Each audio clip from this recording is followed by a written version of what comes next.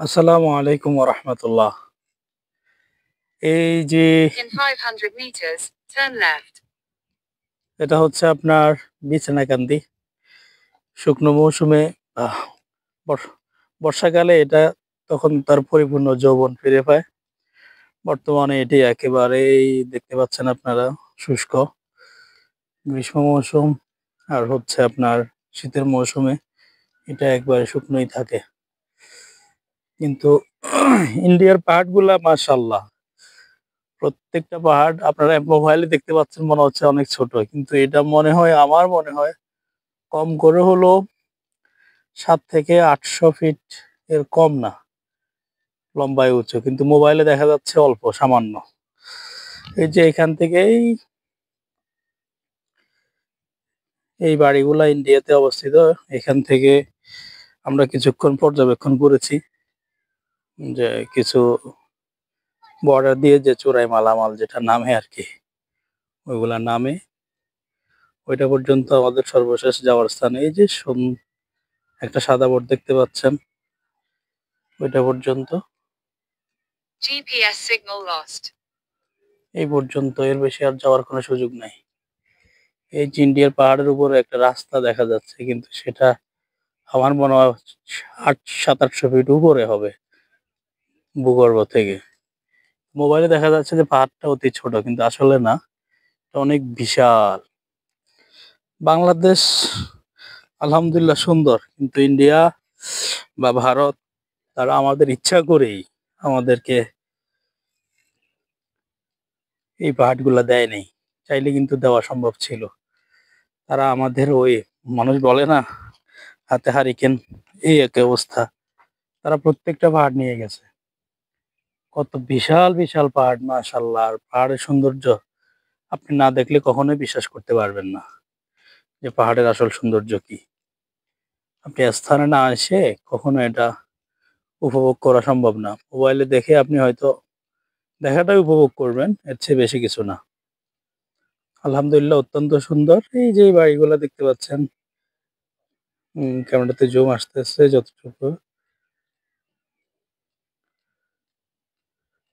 আর আসছে না। এই যে বাড়িগুলা, এগুলা ইন্ডিয়াতে অবস্থিত। এই বাড়িগুলা থেকে আপনার কি বলে, চোরাই মালামাল নামে এখানে বর্ডার বাজার আছে। এই যে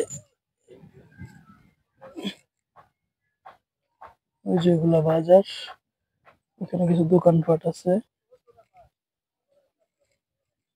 এই যে দেখছেন, এগুলা দোকানপাট। এগুলাতে ইন্ডিয়ার অনেক কিছু পাওয়া যায়। এখানে পর্যটক অনেক। এই যে একটা ভাই ইন্ডিয়ার বর্ডার থেকে ভিতর দিয়ে আসলো মাত্র। কি জন্য গেছে, কিভাবে গেছে, এখানে একটা সুড়ঙ্গের মতো দেখা যাচ্ছে। আচ্ছা যাক, উনি ভালো জানে, কিছু বলতে গেলে আবার ঝামেলা। এই যে মাশাআল্লাহ অনেক সুন্দর বিছনাকান্দি। ও আচ্ছা, আসলে বলাই হয় না জায়গাটা কোথায়।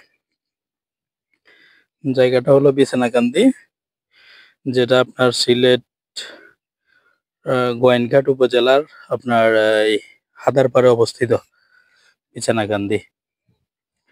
এটা কিন্তু আপনি যখন বর্ষাকালে আসবেন তখন এটা দেখতে অনেক সুন্দর, কিন্তু আপনি যখন গ্রীষ্মকালে আসবেন শুধু এই পাথরগুলো ছাড়া কোনো প্রকার পানিই নাই। তারপর হচ্ছে আপনার ইন্ডিয়ার সাইডে কিছু পানি আছে যেটা এদিকে আসে না, ওটা ওইখানেই। এদিক থেকে দেখতে অনেক সুন্দর। এবারেও দেখা যাচ্ছে, যা বোঝা যাচ্ছে এখানে পাহাড়ের সাইডটা এটা অনেকটা ভেঙে গেছে, যা বোঝা যাচ্ছে পানির স্রোতের কারণে, হয়তো বর্ডার থেকে পানি খুলে দিছে এই জন্য। তো আলহামদুলিল্লাহ অনেক সুন্দর। চাইলে আসতে পারেন ফ্যামিলি নিয়ে, কিংবা একা একা এসে। এই জায়গায়, সব জায়গায় একা এসে কোনো ফায়দা নাই। যখন আপনি ফ্যামিলি নিয়ে আসবেন, উপভোগ করবেন, মাওলার পৃথিবীটাও চিনবেন, দেখবেন, জানবেন, এটা আপনার জন্য খুবই আনন্দের হবে। ঠিক আছে, ইনশাল্লাহ। এটা হচ্ছে এই বিছানাকান্দি, অনেকে বিছনাকান্দি বলে। পাহাড়টা না আমারে পাগল করে দিছে। যদি উঠতে পারতাম। মাশাআল্লাহ এত সুন্দর লাগতেছে। পাহাড়ের সাইডে ইন্ডিয়ানরা রাস্তা করছে। এই যে আপনারা একটু দেখবেন। আমি একটু জুম দিলে দেখতে পারবেন হালকা। এই যে একটা সাদা জায়গা দেখতে পাচ্ছেন পাহাড় কাটা। এই জায়গাটা হচ্ছে আপনার রাস্তা। অনেক উপরে হয়। ভূগর্ভ থেকে প্রায় ৭০০-৮০০ ফিট উপরে হবে। কমের মধ্যে। এটা আপনার মোবাইলে হয়তো স্পষ্ট মনে হচ্ছে আপনার কাছে। অল্প এটা কটুক না ৫০-৬০ ফিট উপরে হবে। বিষয়টা এমন না। এটা হিউজ পরিমাণ উঁচু, হিউজ। যা বলা বাহুল্য। যা স্বচক্ষে না দেখলে এটা কল্পনা করা বা অনুভব করা যায় না। তো ঠিক আছে ইনশাআল্লাহ এই যে বিছনা খান্দির সৌন্দর্য আসার সময় বর্তমানে যদি আসেন প্রচুর পরিমাণে ধুলাবালি খাইতে হবে। এই হইল কথা। ঠিক আছে। সালামু আলাইকুম।